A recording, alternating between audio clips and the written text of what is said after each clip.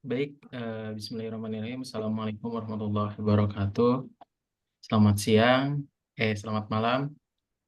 Kami ucapkan kepada pemirsa, kepada dosen pembimbing, dosen matkul, Bapak Muhammad Sahwildan, SEMM, yang telah memberikan tugas kepada kami untuk mempresentasikan hasil diskusi atau hasil pembelajaran yang telah kami ampu, yaitu tentang pembelajaran fintech atau finansial teknologi.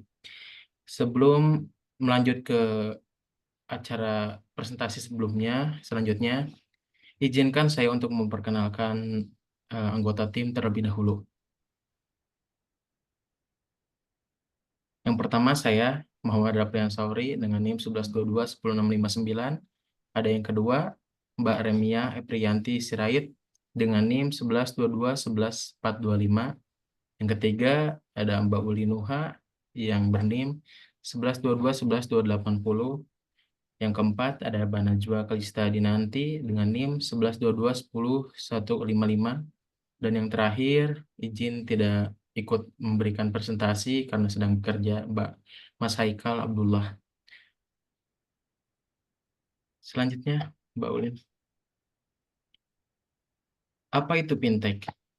Pengertian fintech atau financial technology adalah sebuah inovasi pada industri jasa keuangan yang memanfaatkan penggunaan teknologi.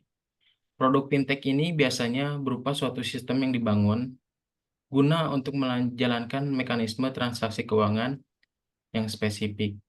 Fintech hadir untuk kamu yang ingin mengakses layanan jasa keuangan secara praktis, efisien, nyaman, dan ekonomis. Keberadaan fintech sangat mempengaruhi gaya hidup masyarakat ekonomi. Perpaduan antara efektivitas dan teknologi memiliki dampak positif bagi masyarakat pada umumnya. Sebetulnya, fintech ini juga bisa dibilang suatu hal atau suatu sistem yang memudahkan kita untuk bertransaksi tanpa perlu tatap muka, tanpa perlu ke bank, dan tanpa bertemu langsung dengan orang per orang. Misalkan kita mau transfer, tidak perlu harus ke bank tertentu atau cabang tertentu untuk melakukan transfer, tapi kita cukup membuka HP dan membuka layanan aplikasi BCA Mobile misalkan, lalu transfer antar bank atau transfer antar BCA. BI sendiri mendefinisikan fintech berdasar pasal 1 angka 1 Peraturan BI nomor 19/12/PBI/2017 tentang penyelenggaraan teknologi finansial, bahwa teknologi finansial adalah pengguna teknologi dalam sistem keuangan yang menghasilkan produk layanan, teknologi, dan atau model bisnis baru serta dapat berdampak pada stabilitas moneter, stabilitas sistem keuangan, dan efisiensi kelancaran keamanan, serta keandalan sistem pembayaran. Selanjutnya, perkembangan fintech atau finansial teknologi di Indonesia sebagai berikut. Seiring pesatnya perkembangan teknologi dan bertumbuhnya perusahaan-perusahaan startup, maka semakin besar pula perkembangan finansial teknologi di Indonesia. Di Indonesia sendiri, fintech dimulai pada tahun 2006. Namun sayangnya pada waktu itu masih perusahaan yang sedikit menggunakan teknologi ini. Pada tahun 2015, asosiasi atau kumpulan fintech Indonesia kemudian didirikan dan kemudian kepercayaan masyarakat mulai tumbuh setelah itu. Perusahaan fintech di Indonesia juga mengalami pertumbuhan pesat hingga 140 perusahaan tercatat dalam daftar fintech OJK. Kemudian pada tahun 2017 mulai berkembang fintech syariah. Fintech syariah merupakan jenis fintech yang bergerak atas dasar Islam.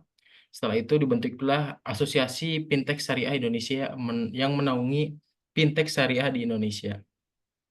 Slide selanjutnya, Mbak. Dasar hukum penerapan fintech di Indonesia. Yang pertama, Surat Edaran Bank Indonesia nomor 18/22/KSP mengenai penyelenggaraan layanan keuangan digital. Yang kedua, Peraturan Bank Indonesia nomor 18/PBI/2016 mengatur hal terkait uang elektronik. Yang terakhir, Peraturan Bank Indonesia nomor 18/40/PBI/2016 menetapkan penyelenggaraan pemrosesan transaksi pembayaran. Slide selanjutnya akan dibacakan oleh rekan saya, yaitu Mbak Remia.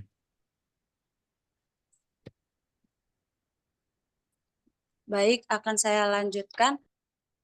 Di sini ada manfaat fintech. Fintech. 1. Transaksi keuangan jadi lebih mudah. Manfaat yang pertama adalah transaksi keuangan menjadi lebih mudah. Ketika kamu melakukan transaksi finansial, maka kamu tidak perlu untuk pergi ke bank atau ke ATM untuk melakukan transaksi. Kamu bisa melakukannya dengan menggunakan smartphone kamu. Maka dari itu, fintech juga memudahkan masyarakat. Kemudian kedua, akses pendanaan lebih baik. Berkat adanya fintech, teknologi keuangan berkembang pesat, sehingga bisa menjangkau berbagai kalangan masyarakat. Hal ini juga menyebabkan semakin banyak orang memahami cara mendapat bantuan pendanaan untuk menunjang kegiatan mereka sehari-hari. 3. Taraf hidup masyarakat meningkat. Setelah manfaat mendapatkan akses pendanaan yang lebih baik, kemudian masyarakat bisa menggunakan dana tersebut untuk membiayai aktivitas konsumtif dan produktif yang mereka inginkan. Kemudian taraf hidup dan kesejahteraan hidup masyarakat pun akan meningkat. Keempat, mendukung inklusi keuangan. Inklusi keuangan adalah keterlibatan masyarakat dalam transaksi ekonomi, mulai dari jual beli iuran sampai dengan simpan pinjam. Kemudahan adanya fintech ini menjembatani berbagai akses ekonomi sehingga inklusi keuangan pun semakin meningkat. Kemudian kelima, mempercepat perputaran ekonomi. Akses keuangan dan kemudahan bertransaksi akan mendorong arus perputaran ekonomi semakin cepat dan juga praktis. Selain itu, fintech juga dapat membantu pelaku usaha untuk mendapatkan modal dengan bunga yang rendah melalui pinjaman online yang merupakan salah satu bentuk fintech. Terakhir, 6. Membantu UMKM untuk modal usaha. Sebelum muncul keberadaan finansial teknologi, semua UMKM dulunya mengandalkan pinjaman bank untuk modal usahanya. Pinjaman bank biasanya terdapat bunga yang cukup tinggi dan prosedur serta persyaratan yang cukup sulit. Fintech juga mendapat pengawasan OJK dan terdaftar di OJK, maka fintech ini bisa memberikan solusi untuk modal usaha para UMKM.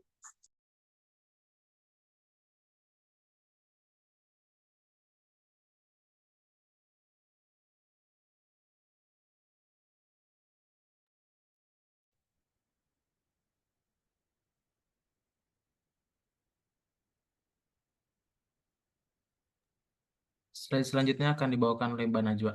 Mbak Najwa. Oke, saya lanjutkan jenis-jenis fintech di Indonesia. Yang pertama ada crowdfunding. Crowdfunding adalah salah satu model fintech yang sedang populer, tidak hanya di Indonesia tetapi di berbagai negara. Adanya teknologi ini, maka masyarakat bisa menggalang dana atau berdonasi untuk suatu inisiatif atau program sosial yang menjadi perhatian dan kepedulian mereka. Yang kedua ada microfinancing. Microfinancing merupakan salah satu layanan fintech yang menyediakan layanan keuangan bagi masyarakat kelas menengah dan menengah ke bawah untuk membantu kehidupan dan keuangan mereka sehari-hari. Maka dari itu, microfinancing berusaha menjembatani permasalahan ini dengan menyalurkan secara langsung modal usaha dari pemberi pinjaman kepada calon peminjam. Yang ketiga ada P2P lending service. Dengan fintech ini, maka konsumen bisa meminjam uang lebih mudah untuk memenuhi berbagai kebutuhan hidup tanpa harus melalui proses panjang dan berbelit-belit yang sering ditemui di bank konvensional. Yang keempat, ada market comparison. Dengan fintech ini, kamu bisa membandingkan macam-macam produk keuangan dari berbagai penyedia jasa keuangan. Fintech ini juga berfungsi sebagai perencana finansial. Dengan bantuan fintech ini, maka pengguna dapat mendapatkan berbagai pilihan investasi untuk kebutuhan di masa depan. Selanjutnya ada digital payment system. Fintech ini bergerak di bidang penyediaan layanan berupa pembayaran semua tagihan seperti pulsa dan pasca bayar, kartu kredit, dan atau token listrik PLN. Salah satu fintech yang bergerak dalam bidang ini adalah Payfaz yang berbasis keagenan untuk membantu masyarakat Indonesia, terutama mereka yang tidak memiliki akses ke bank untuk melakukan pembayaran tagihan setiap bulannya. Yang keenam ada payment gateway. Semakin banyak platform e-commerce di Indonesia akan memicu juga perusahaan fintech payment gateway. Kamu tidak perlu lagi ke bank untuk ATM untuk melakukan transaksi karena dengan menulis nominal uang, maka proses transaksi pembayaran melalui virtual langsung bisa dilakukan. Yang ketujuh ada Insurtech. Perkembangan asuransi Indonesia cukup berkembang. Salah satu buktinya dari perkembangan insurance adalah banyaknya platform e-commerce yang memperjualbelikan produk asuransi. Adanya fintech ini memberikan kemudahan bagi masyarakat untuk bisa mengakses layanan asuransi, mulai dari produk, evaluasi data nasabah, hingga pembelian polis yang dapat dilakukan melalui smartphone. Yang kedelapan ada manajemen aset. Mengelola keuangan menjadi hal yang masih sulit untuk dilakukan. Namun, dengan adanya fintech ini, maka bisa mengelola finansialmu dan bisa melacak kemana saja uang kamu pergi dan berapa yang sudah kamu gunakan. Yang kesembilan ada remitansi. Jenis fintech ini menyediakan layanan pengiriman uang antar negara. Remitansi bertujuan untuk membantu masyarakat yang tidak memiliki rekening bank dalam negeri atau luar negeri untuk melakukan transfer. Adanya fintech ini membantu para TKI, TKW, atau yang memiliki keluarga yang berada di luar negeri untuk melakukan pengiriman uang dengan mudah dan murah. Yang ke-10 ada investasi. Saat ini investasi banyak sekali diambil oleh kalangan muda. Hal ini karena investasi sudah tidak lagi sulit untuk dilakukan. Banyak aplikasi investasi yang menyediakan layanan secara online. Banyak produk juga yang bisa kamu pilih untuk investasi seperti reksadana online hingga Bitcoin.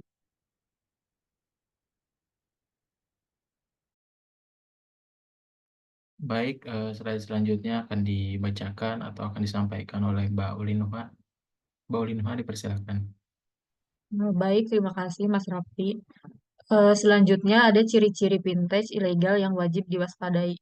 Hadirnya perusahaan fintech memang memberikan kemudahan bagi masyarakat yang membutuhkan dana cepat, sehingga menyebabkan fintech ilegal juga bermunculan dan semakin merugikan masyarakat yang tidak memiliki pengetahuan apapun. Hal ini karena fintech ilegal akan meminta korbannya untuk membayar tagihan pinjaman dan bunganya semakin meningkat. Berikut ini adalah ciri-ciri fintech ilegal yang perlu kalian waspadai. Yang pertama, berizin dan terdaftar di OJK. Fintech ilegal tidak memiliki legalitas, artinya fintech ilegal tidak terdaftar dan tidak memiliki izin yang resmi dari OJK. Yang kedua, informasi mengenai perusahaan jelas memberikan bunga, denda, dan biaya lain yang sangat tinggi dan cenderung tidak jelas dalam proses penagihan. Yang ketiga, biaya yang dibebankan sesuai proses penagihan dilakukan secara tidak beretika dan cenderung kasar, bahkan pengancaman dengan OJK. Fintech ilegal akan mengakses data konsumen seperti kontak, kamera, mikrofon, dan lainnya. Fintech ilegal juga tidak memiliki layanan seperti kontak pengaduan.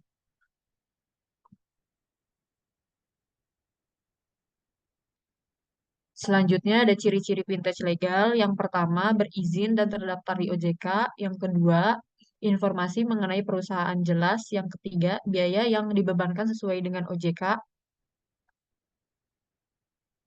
Selanjutnya ada contoh perusahaan fintech populer di Indonesia.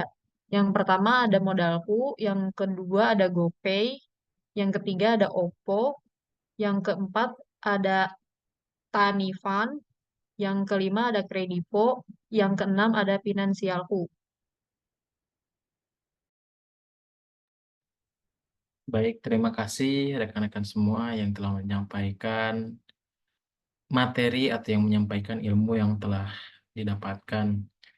Kesimpulannya yang bisa saya dapat dan yang bisa kami dapat, yang pertama, bahwa finansial teknologi itu merupakan sebuah alat, sebuah sistem di mana untuk memudahkan kita sebagai manusia, sebagai makhluk hidup untuk melakukan transaksi. Kita tidak perlu datang ke ATM, kita tidak perlu ke bank BCA misalkan gitu ya, kalau banknya BCA. Dan fintech ini tersendiri eh, ada legal dan ada ilegal yang telah rekan kami paparkan sebelumnya. Maka dari itu perlu diwaspadai, perlu dicek kembali dan jangan sampai terjebak. Sekian presentasi materi yang bisa kami sampaikan. Kurang lebihnya mohon dimaafkan. Selanjutnya akan dilanjutkan kepada review materi jurnal yang akan disambung setelah materi ini yang akan didulukan oleh Mbak Najwa Kalista dengan review jurnalnya. Silakan Mbak Uliniha untuk dipindahkan ke review jurnal.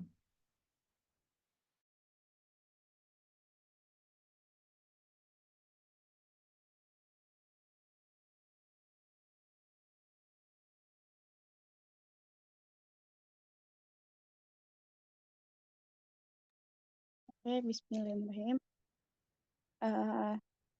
Saya mengambil jurnal dengan judul Pengaruh Pertumbuhan Teknologi Finansial Perusahaan Peer-to-Peer Lending terhadap Kinerja Perbankan di Indonesia.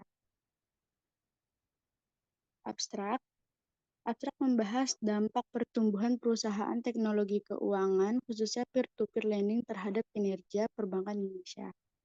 Fenomenanya, jurnal ini membahas dampak pertumbuhan perusahaan teknologi keuangan, khususnya peer-to-peer lending terhadap kinerja perbankan Indonesia. Perusahaan teknologi keuangan termasuk peer-to-peer lending menyediakan layanan perbankan menggunakan teknologi yang menimbulkan ancaman bagi bank-bank tradisional Indonesia. Latar belakangnya, Bolin maaf agak ke atas Bolin.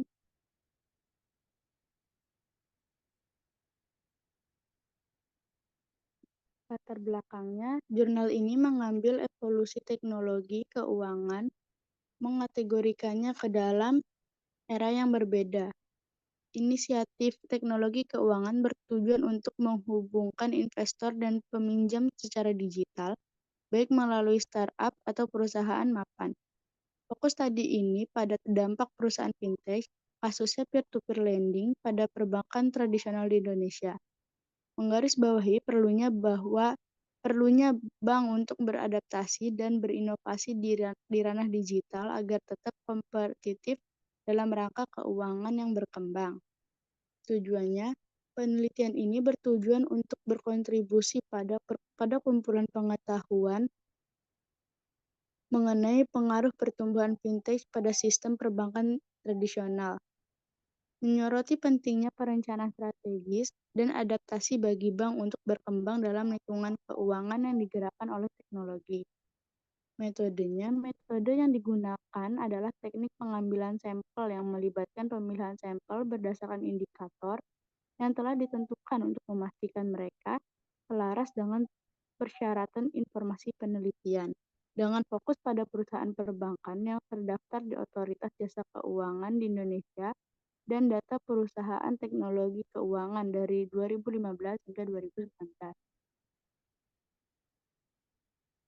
Hasil penelitian dari jurnal ini adalah pertumbuhan perusahaan teknologi keuangan seperti yang ditunjukkan oleh jumlah perusahaan, rekening pemberi pinjaman, rekening peminjam, transaksi peminjam, dan transaksi pemberi pinjaman berdampak negatif terhadap kinerja perbankan Indonesia yang diukur dengan berbagai rasio profitabilitas.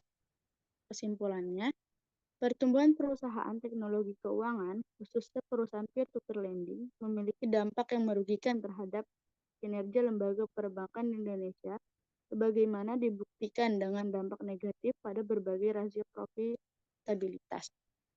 Yang kedua, kolaborasi antara perusahaan teknologi keuangan dan bank disarankan sebagai strategi potensial untuk meningkatkan profitabilitas, meningkat keunggulan inovasi, meningkat keunggulan inovatif, dan keunggulan teknologi perusahaan fintech dibandingkan lembaga perbankan tradisional.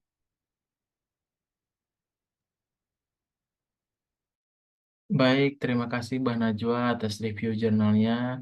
Selanjutnya akan dilanjutkan oleh Mbak Uli Nuha. Mbak Uli Nuha, silahkan review jurnal Mbak Uli Nuha. Oke. Baik, saya mengambil review jurnal yang berjudul Vintage atau Financial Technology. Apa itu dan bagaimana menggunakan teknologi untuk menciptakan nilai bisnis di vintage? Fenomena. Fenomena yang dibahas dalam jurnal ini adalah vintage, mengacu pada ide-ide inovatif apapun yang meningkatkan proses layanan keuangan dengan mengusulkan solusi teknologi sesuai dengan situasi bisnis yang berbeda. Sementara ide-ide tersebut juga dapat mengarah pada bisnis baru atau bahkan model bisnis baru. Yang kedua ada abstrak. Jurnal ini membahas tentang vintage, merupakan subjek lintas disiplin yang menggabungkan keuangan, manajemen teknologi, dan inovasi untuk menciptakan nilai bisnis melalui peningkatan proses bisnis, efisiensi, dan retensi pelanggan. Yang ketiga ada latar belakang. Latar belakang dari jurnal ini adalah vintage, juga mencakup berbagai aplikasi seperti pembayaran, layanan konsultasi, pembiayaan, dan kepatuhan, serta dapat membantu dalam meningkatkan efisiensi, memberikan solusi yang lebih baik, dan mendukung pengambilan keputusan keuangan. Selanjutnya ada tujuan. Tujuan dari jurnal ini adalah untuk memberikan ringkasan tentang berbagai referensi yang membahas topik vintage, blockchain, crowdfunding, dan adopsi sistem pembayaran elektronik. Kemudian metode. Metode penelitian yang digunakan dalam penelitian ini adalah metode penelitian empiris dengan pendekatan yang menggunakan data empiris. Metode ini melibatkan pengumpulan dan analisis data yang diperoleh dari pengamatan langsung atau pengalaman praktis. Selanjutnya ada hasil. Hasil dari jurnal ini menunjukkan bahwa perkembangan teknologi terkait vintage di masa depan harus terkait dengan peningkatan proses berbagi informasi, menurunkan biaya transaksi, memungkinkan alternatif pembiayaan baru, atau mendukung pengambilan keputusan pembiayaan yang lebih baik. Kesimpulan dari jurnal ini adalah vintage atau financial technology merupakan subjek lintas disiplin yang menggabungkan keuangan, manajemen teknologi, dan inovasi untuk menciptakan nilai bisnis. Studi di masa depan terkait vintage harus fokus pada teknologi transmisi data, keamanan, pengalaman pengguna, dan pengambilan keputusan keuangan untuk terus mengembangkan inovasi dalam bidang ini. Meskipun investasi global terus meningkat, masih ada tantangan terkait dengan kurangnya definisi yang jelas dan pemahaman masyarakat tentang vintage yang perlu diatasi. Vintage juga menjadi topik yang sedang berkembang dalam dunia bisnis dan memiliki potensi besar untuk mengubah cara kita berinteraksi dengan sistem keuangan. Baik, Mbak Remia, apa bisa didengar, Mbak Remia? Mbak Mia? Iya, Mas. Ya, silahkan untuk review jurnalnya. Baik.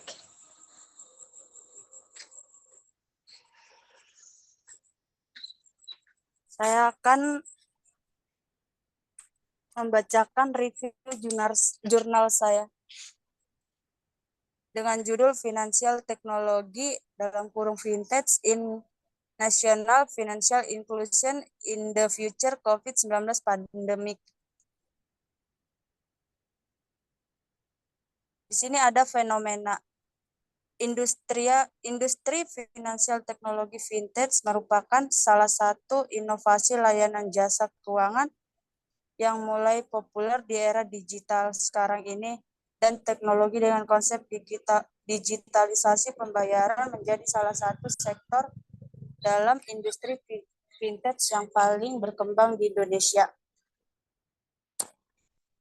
Abstraknya, pandemi COVID-19 berdampak pada perlambatan ekonomi nasional. Finansial teknologi dalam kurung vintage memiliki potensi mengambil peran dalam upaya pemulihan ekonomi.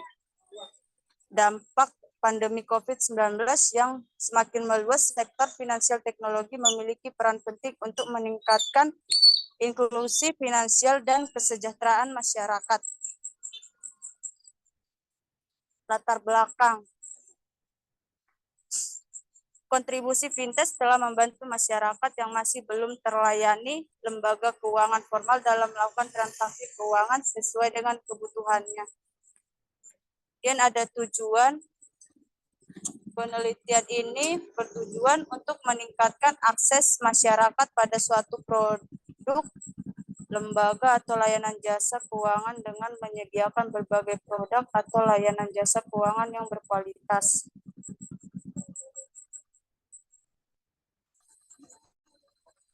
Metode penelitian yang digunakan adalah teknik analisis kualitatif, di mana prosedur penelitian ini yang dihasilkan berupa kata-kata tertulis atau lisan dari orang-orang dan perilaku yang dapat diamati akan memberikan gambaran hasil penelitian teknik pengumpulan data menggunakan pendekatan studi literatur.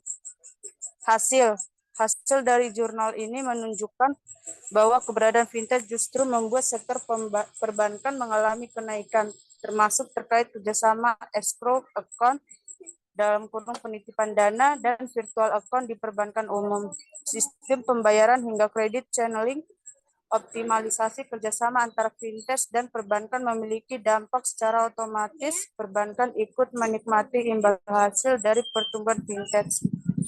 Kesimpulan dari jurnal ini adalah bahwa keberadaan vintage merupakan salah satu layanan inovasi jasa keuangan yang mulai populer di era digital, dan konsep pembayaran digitalisasi menjadi salah satu sektor dalam industri vintage yang paling berkembang dan diharapkan dapat mendorong dan meningkatkan jumlah masyarakat yang memiliki akses untuk dapat menggunakan layanan keuangan. Baik, terima kasih Mbak Remia atas review jurnalnya. Selanjutnya, terakhir saya. Di sini saya mengambil jurnal yang berjudul The Phenomenon of Compulsive Buying Behavior with the Research of Fintech Lending Among Indonesia Millennials, atau bisa kita terjemahkan ke dalam bahasa Indonesianya, yaitu fenomena perilaku pembelian kompulsif akibat munculnya fintech lending di kalangan milenial Indonesia.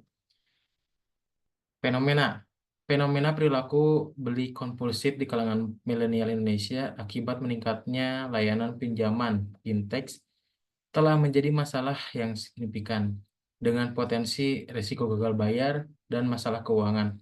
Penelitian ini bertujuan untuk menyelidiki pengaruh pengetahuan keuangan, sikap keuangan, perilaku pengelolaan keuangan, dan kontrol diri terhadap perilaku beli kompulsif. Abstrak. Pinjaman fintech berkembang pesat tetapi membawa risiko gagal bayar di kalangan generasi Z dan milenial. Penelitian ini menguji pengaruh pengetahuan keuangan, sikap keuangan, perilaku pengelolaan keuangan, dan kontrol diri terhadap perilaku beli kompulsif di kalangan milenial di Kota Batam.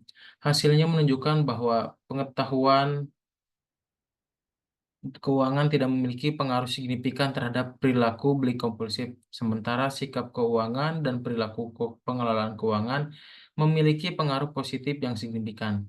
Kontrol diri dapat menjadi mediator dan pengaruh sikap keuangan dan perilaku pengelolaan keuangan terhadap perilaku beli kompulsif. Latar belakang.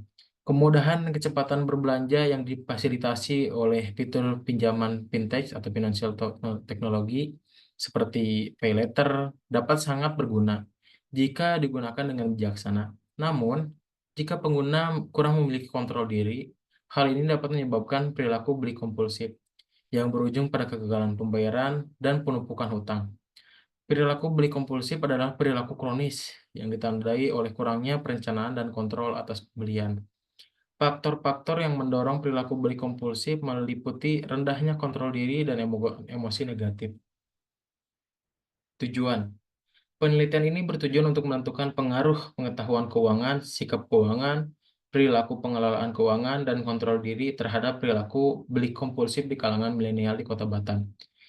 Metode penelitian ini menggunakan pendekatan kuantitatif dengan teknik pengambilan sampel voice self-sampling pada 370 responden milenial yang menggunakan layanan pinjaman fintech di Kota Batam. Studi ini menggunakan analisis persamaan struktural SEM dengan perangkat lunak Smart PLS. Hasil penelitian menunjukkan bahwa pengetahuan keuangan tidak memiliki pengaruh signifikan terhadap perilaku beli kompulsif. Sementara sikap keuangan dan perilaku pengelolaan keuangan memiliki pengaruh positif yang signifikan. Kontrol diri dapat menjadi mediator dari pengaruh sikap keuangan dan perilaku pengelolaan keuangan terhadap perilaku beli kompulsif.